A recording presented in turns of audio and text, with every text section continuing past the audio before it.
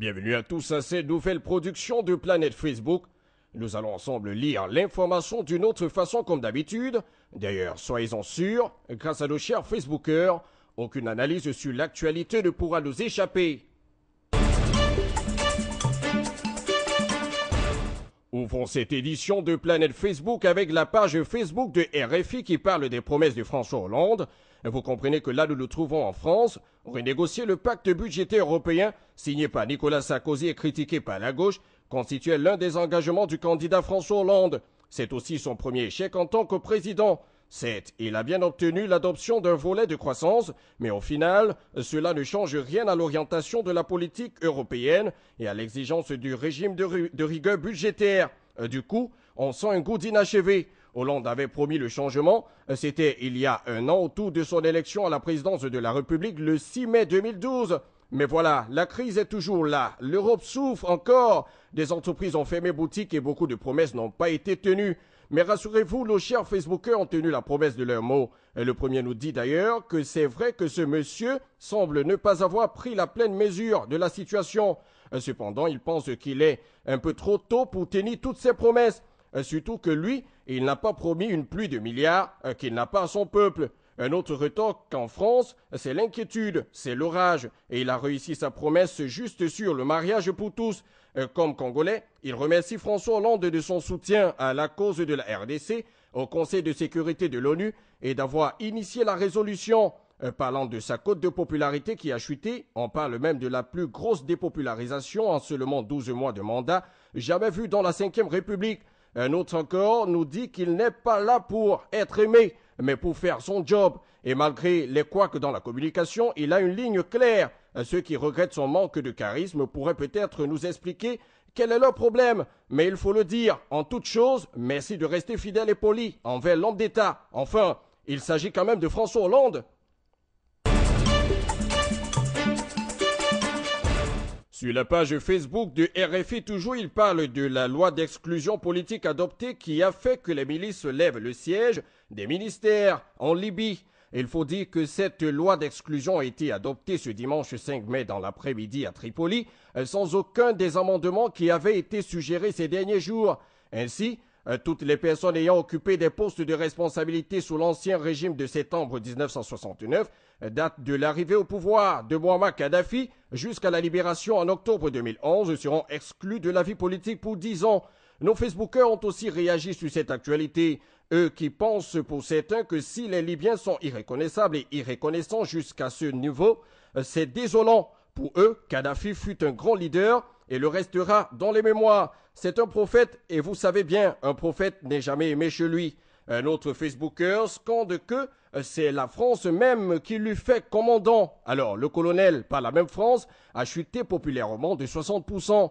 Mais il précise que l'on sait que plus de la moitié de la population libyenne était contre ce complot. La France, une fois de plus, a manipulé une partie inconsciente et ignorante de la foule libyenne pour la soulever contre leur propre guide.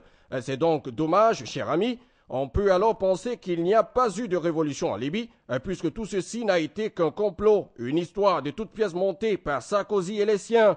Et curieusement, on peut en rire peut-être, ce Nico Sarko, même n'étant plus au pouvoir, serait encore plus populaire que Francisco Hollande. Que bueno.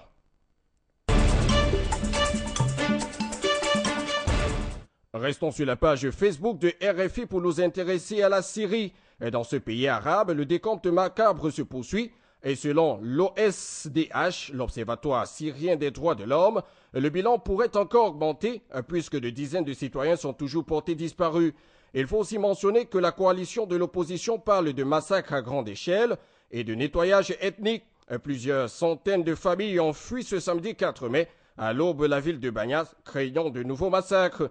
Les Facebookers se sont prononcés. Nous allons lire quelques commentaires pour vous. Celui-ci, premier à réagir sur cette actualité, nous dit encore que les Occidentaux sont la principale cause du problème. Là encore la France, encore les Occidentaux. Il faut pour lui que la Russie et la Chine ne baissent pas les mains et qu'elles aident Bachar al-Assad. Un autre de dire « Honte à la communauté internationale, Bachar est victime d'une complicité infernale ». Malheureusement, dit-il, on le sait déjà. Un autre encore de poser la question suivante. C'est quoi la ODSH? Ce n'est qu'une organisation montée par la puissance occidentale. Ce que lui, il déplore, c'est la façon dont les médias occidentaux traitent l'information. Au lieu de nous informer, ces médias exploitent la désinformation.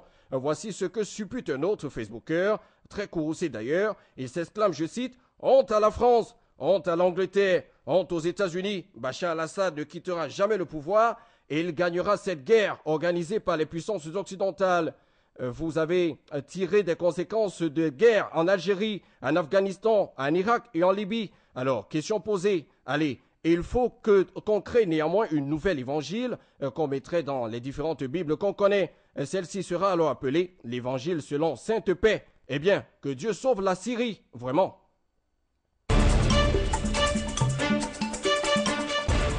Alors à présent sur la page Facebook de France 24 qui parle de l'entretien de cette chaîne avec l'ancien ministre du président Amadou Toumani Touré, Modibo Sidibé, qui était candidat à l'élection présidentielle malienne en 2012, avant que le coup d'État du capitaine Sanogo stoppe le processus électoral.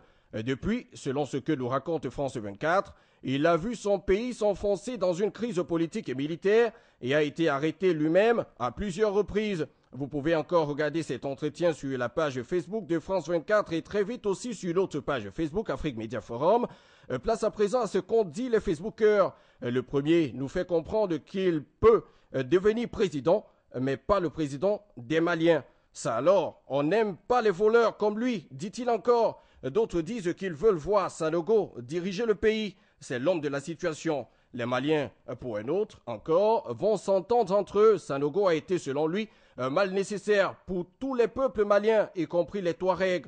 Au Mali, tous sont corrompus et sont des corrupteurs. Mais chacun pense que c'est l'autre qui l'est, affirme un autre Facebooker qui continue en disant que l'autocritique est le seul moyen pour lui si l'on veut progresser. Et c'est la moindre des choses que les Maliens devraient faire en ce moment. L'homme qui peut sauver le Mali, c'est Sanogo. Il sera le nouveau Chavez du Mali. C'est l'homme qui peut redresser et unir. C'est l'homme qu'il faut, à la place qu'il faut. On a ici plutôt des vues favorables sur la personnalité du capitaine Sanogo. En tout cas, si vous le voulez, tout ira mieux, Inch'Allah.